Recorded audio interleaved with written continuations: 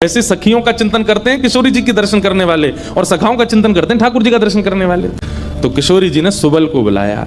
सुबल आए, श्यामाजू आज्ञा करो। बोले आपको हमारा एक काम करना है। एक महात्मा पर हमने कृपा करके उसको अपने नूपुर का चिन्ह दिया है, और उनके गुरुदेव को विश्वास नहीं हो रहा कि ये चिन्ह हमने दिया है, इसलिए वो आपकी आराधना करते हैं, आपको बहुत बचते हैं। आप जाकर के हमारी तरफ से ये प्रमाण दे दो कि हमने चिन्ह दिया, क्योंकि उस सभा में कई लोग ऐसे हैं जिनको मेरे दर्शन का अधिकार नहीं है, और मैं तो जाना चाहती हूं पर ये ललिता विशाखा मुझे जाने नहीं देंगी, इसलिए आप जाकर के वहां प्रमाणित कर दो कि ये चिन्ह मैंने दिया है।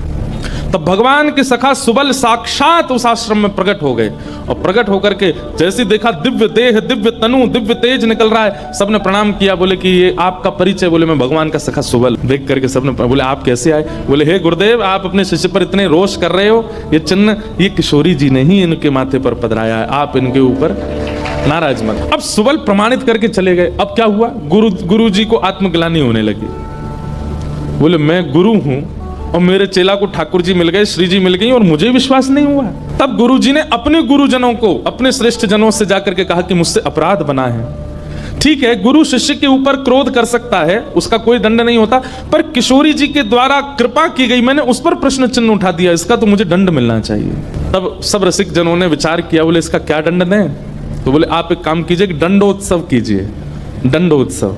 बोले दंडोत्सव में क्या करना है? बोले आज तक जितनी तुम्हारे पास जमा पूंजी है सब संतों की, भक्तों की सेवा में लगा करके और आनंद से सुंदर भंडारा करो, सुंदर नाम संकीर्तन करो, सुंदर अपने घर पर एक उत्सव रखो, और उसमें जितने महापुरुष आए सबको दंडवत प्रणाम करते करते सबसे क्षमा मांगो, और फिर जब सब तुम्हारा धन संपत्ति अब तक जितनी कमाई वो सब संतों की सेवा में लग जाए, फिर उन संतों से कृपा प्रसादी मांगो कि आप सब मुझे क्षमा कर दो। इस प्रकार से दंडोत्सव करो।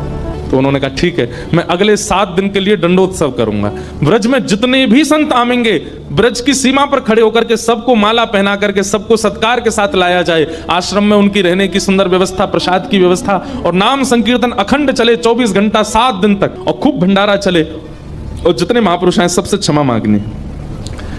तो जब ये दंडोत्सव का बात हुई तो गुरु जी ने दंडोत्सव लिया, और चेला बेचारे जिनको किशोरी जी ने चिन्ह दिया था वो मन में सोचने लगे ये क्या हो रहा है, मेरे कारण मेरे गुरु जी को दंडोत्सव करना पड़ रहा है। तो उन्होंने अपने गुरुदेव के सामने प्रणाम करते हुए अपनी झोली फैला के कहा गुरु जी मुझे एक भिक्षा दे दो।